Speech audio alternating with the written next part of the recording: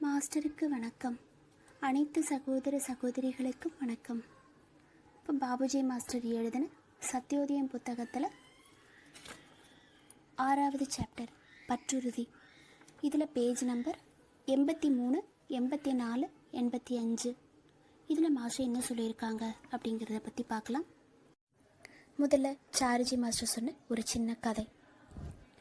ஒரு கபடமற்ற பையன் ஒரு குருவினுடைய சீடனாக இருக்கிறான்.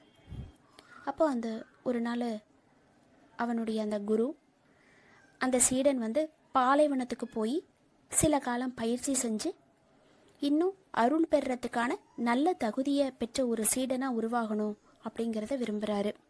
அதனால் அவர் அந்த சீடன்கிட்ட போய், நீ பாலைவனத்துக்கு போய் 1-2 வருஷம் தியானம் பண்ணிட்டு திரும்பி வா, நீ போறியா அப்படின்னு சொல்லி கேட்குறாரு. அப்போ சீடனும், சரி குருஜி, நீங்கள் என்ன சொன்னாலும் சரி அப்படின்னு சொல்லி சொல்கிறான். அப்போது நீ ஒரு கூடாரத்தையும் ஹூகாவையும் உங்ககிட்ட எடுத்துகிட்டு போ. ஏன்னா பாலைவனம் நீ அதை எடுத்துகிட்டு போ. ஏன்னா பாலைவனம் ரொம்ப குளிராக இருக்கும். அதனால் நான் உன்னை அந்த குறிப்பிட்ட காலங்களில் ஹூகா பிடிக்கிறதுக்கு அனுமதிக்கிறேன் அப்படின்னு சொல்லி சொல்கிறாரு. ஸோ சீடன் சரி குருஜி அப்படின்னு சொல்லி போகிறான். குரு கொஞ்ச நேரம் இரு, எப்போவுமே சாதனாவை மட்டும் மறந்துடாத அப்படின்னு சொல்லி சொல்கிறாரு. அது எப்போவுமே உன்னுடைய ஒரு அங்கமாக இருக்கணும் அப்படின்னு சொல்லி சொல்கிறாரு. சரி குருஜி அப்படின்னு சொல்லி சீடன் சொல்லிட்டு கிளம்பிடுறான். 6 மாதம் அங்கே பயிற்சி பண்ணிகிட்டு இருக்கான்.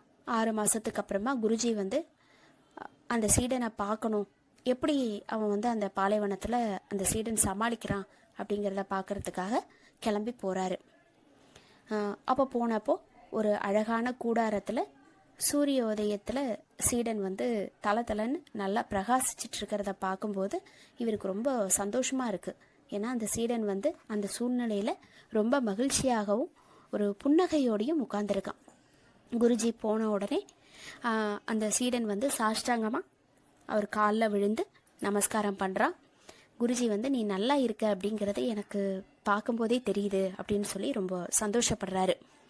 அப்போ சீடன் எல்லாமே மாஸ்டர் உங்களுடைய அருள் தான், நீங்கள் சொன்னதாக தான் நான் ஃபுல்லாகவே ஃபாலோ பண்ணிகிட்ருக்கேன் அப்படிங்கிறத சொல்கிறான். அப்போ குருஜி கேட்குறாரு, ரொம்ப குளிராக இருக்குது, இது காலையில் விளைங்கிறதுனால எனக்கு ஒரு சில்லம் கொண்டு வா அப்படின்னு சொல்லி கேட்குறாரு. அப்போ சீடன் சாதனா ஹூக்காவை நிரப்பி கொண்டு வா அப்படின்னு சொல்லி சொல்கிறான் சீடன். அப்போ குருஜி என்ன இது, யார் அந்த சாதனா அப்படின்னு சொல்லி கேட்குறாரு. அப்போ அவங்க ஒரு அழகான பெண் நிற்கிறாங்க. அப்போ சீடன் குருஜி நீங்கள் தானே சாதனாவை என் கூட வச்சிருக்கணும், அது உன்னுடைய ஒரு அங்கமாக இருக்கணும்னு சொல்லி அனுப்பிச்சிங்க அப்படின்னு சொல்லி சொல்கிறான். அவர் சாதனா அப்படின்னு குறிப்பிட்டது பயிற்சியை.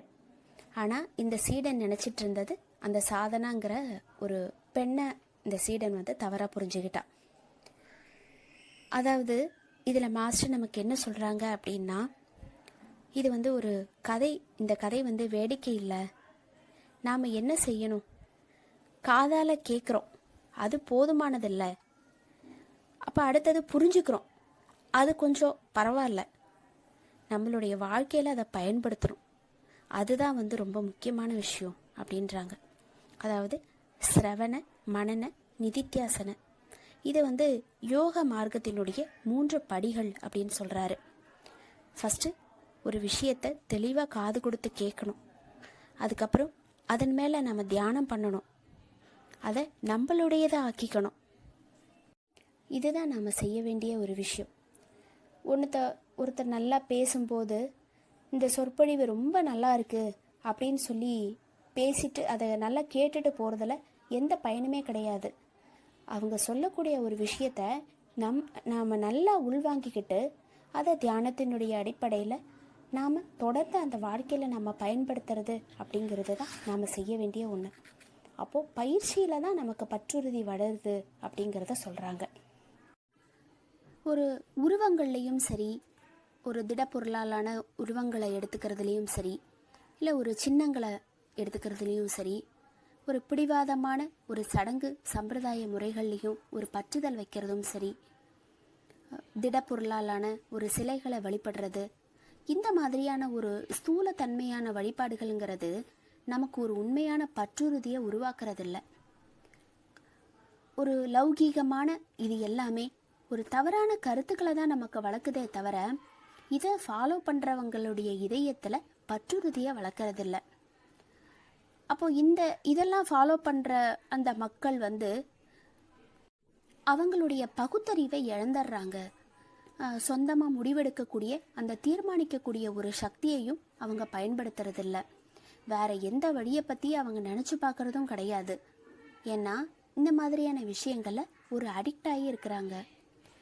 ஏதோ ஒரு உந்துதல்னால அவங்க பின்பற்ற அந்த ஒரு வழியை கண்மூடித்தனமாக நம்புகிறாங்க. இப்போ இதை தான் மூட பக்தி அப்படின்னு சொல்கிறாரு. நமக்கு எந்த அனுபவமுமே அதில் இருக்காது.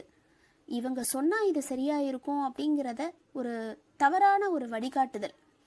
அப்போ அதை அவங்க அப்படியே நல்லதாக இருந்தாலும் சரி கெட்டதாக இருந்தாலும் சரி அப்படியே ஃபாலோ பண்ணிட்டு போயிட்டே இருக்காங்க. இப்போ இது நமக்கு ஒரு பற்றுறுதியை வளர்க்காது அப்படின்றாரு. பகுத்தறிவோட ஒத்துப்போகாத எதையுமே ஏற்றுக்கொள்ளவோ பின்பற்றவோ கூடாது அப்படிங்கிறத மனுமுனிவர் சொல்லியிருக்கிறாரு. நம்மளுடைய பகுத்தறிவுக்கு ஒத்துப்போகாத எல்லாமே மூட பக்தி ஆயிடுது. ஒரு சிலர் அந்த மெய்ப்பொருளை நேரடியாக அடையக்கூடிய ஆன்மீக பாதை அப்படிங்கிறதுனுடைய அந்த செயல்திறனை ஒத்துக்கிறாங்க. ஆனால் அவங்க ஏற்கனவே பின்பற்றக்கூடிய அந்த வழியை தங்களால் விட முடியாததுனால வேற வழியை அவங்க ஃபாலோ பண்ணி போகிறதுக்கு அவங்களால முடியல அப்படிங்கிறத சொல்கிறாங்க. ஏன்னா ஏற்கனவே ஒரு விஷயத்தில் அவங்க இருக்கிறதுனால இதை விட்டுட்டு இன்னொரு இடத்துக்கு நாம் போகிறோம் அப்படின்னா அது சரி அப்படிங்கிறத அவங்க மனசுக்கு பட்டாலும் இதை விட்டுட்டு நாம் போகிறோம் அப்படின்னும் போது நமக்கு ஏதாச்சும் ஒன்று ஆயிடுமோ அப்படிங்கிறது அவங்களுக்குள்ள ஒரு பயமாக இருக்குது. அதனால எங்களால் அது முடியாது அப்படிங்கிறத அவங்க சொல்லிடுறாங்க. இந்த மாதிரி இருக்கிறவங்க அவங்களுக்கு அந்த சத்திய நிலையின் மேலே ஒரு பெருசாக நம்பிக்கை இல்லை. அவங்களுடைய நம்பிக்கை எல்லாம் அந்த உருவங்கள் மேலேயும் புறச்சின்னங்கள் மேலேயும் தான் இருக்குது. இது உண்மையிலேயே ஒரு முன்கணிப்பு அப்படின்னு சொல்கிறாரு. அவங்களுடைய கண்ணோட்டம் ரொம்ப குறுகினதாக இருக்கிறதுனால அவங்களால அடுத்த கட்ட நிலையை பற்றி அவங்களால யோசிக்க முடியறதில்ல. அப்போ அந்த உண்மையான மெய்ப்பொருளை தேடணும் அப்படிங்கிறத அவங்க விரும்புறதில்ல. இப்போ இவங்களை மாஸ்டர் என்ன சொல்கிறாங்கன்னா அவங்களுடைய விதி நிர்ணயிக்கப்பட்டு விட்டது அப்படின்றாரு. அவங்க அந்த அடைப்பட்ட அந்த கோலத்துக்குள்ளே தான் எப்போவுமே அவங்க இருப்பாங்க. எது சரி அப்படிங்கிறது அவங்க உள் மனசுக்கு தெரிஞ்சாலும் இதை விட்டு என்னால் வெளியில் வர முடியாது அப்படின்னு சொல்லி தனக்குள்ளேயே ஒரு வட்டத்தை யார் ஒருத்தங்க போட்டுக்கிறாங்களோ அவங்களுடைய விதி அவ்வளவுதான்.